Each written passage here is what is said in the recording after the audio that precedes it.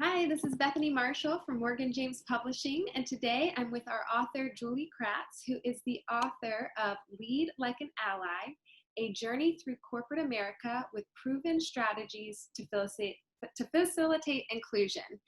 Julie, hi, thanks so much for joining me today. Hi, excited to be here.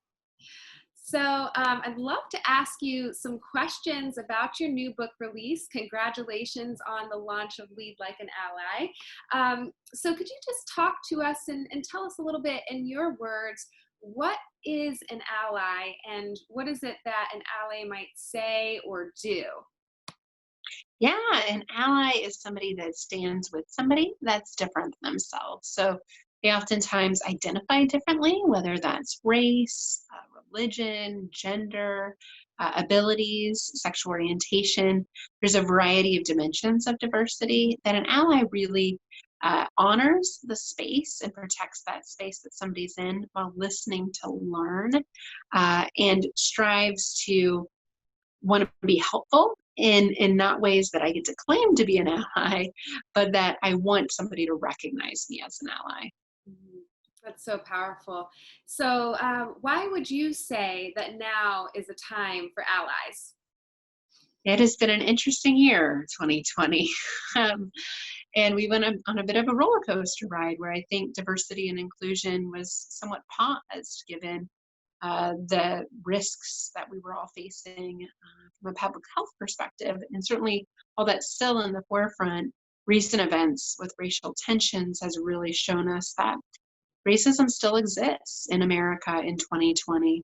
And this is a real chance to be an ally and to stand with people of color and for people that identify differently that may not see themselves as a part of the conversation. It's actually your voices that we need now more than ever. Those in the majority group that tend to identify as men or white or cisgender or straight, the list goes on, can really amplify the voices of others. And it can often be exhausting for people that are already marginalized to continue to have to talk about and advocate for their own issues. Further complicated by the fact that they often aren't in positions of power or don't have the means to actually facilitate social change and the change necessary to solve these complicated problems. Wow, what a powerful resource for such a timely topic that's getting a lot of awareness right now. So we're so proud of you and this book and for addressing some of these much needed issues that do need addressing. So what would you say that you want your readers to learn from the experience of reading your book? Yeah, what's great about the book is it has a toolkit. So every chapter has a manager toolkit with insights and ideas that you can take directly back to your organization. So ideally, I would argue everyone can lead like an ally. Everyone can lead from where they're at. We need to model the change we want to see from others. But each chapter has an activity you can do, something you can take to your discussion, a video you can watch, a podcast idea. It is packed with ideas, and you get to choose your own adventure on how you want to lead like an ally and how your organization is ready to participate in allyship and diversity and inclusion initiatives. I have some clients that read the book and they're at the basement floor of this conversation, and they will say, "We're just getting started, but we are starting." That's great. That's okay. You're not alone.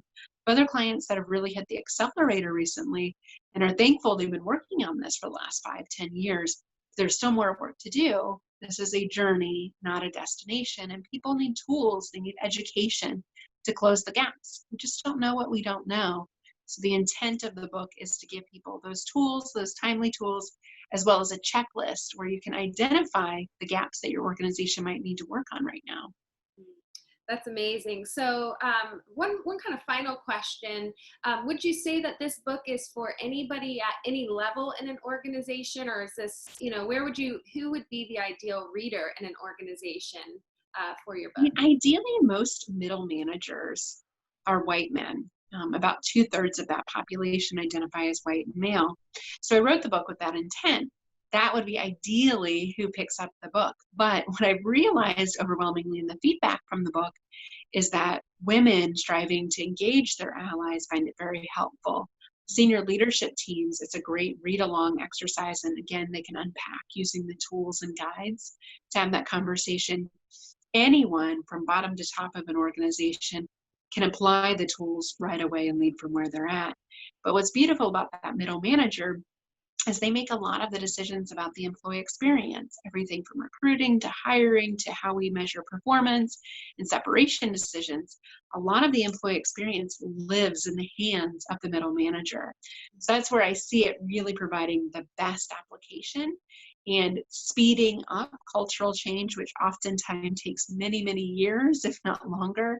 This can really accelerate that change by really directly targeting that middle band that often doesn't get access to these tools or information, and sometimes even are signaled that they don't want to be a part of this conversation or that somehow they don't belong in the diversity and inclusion space. And that's simply just not true.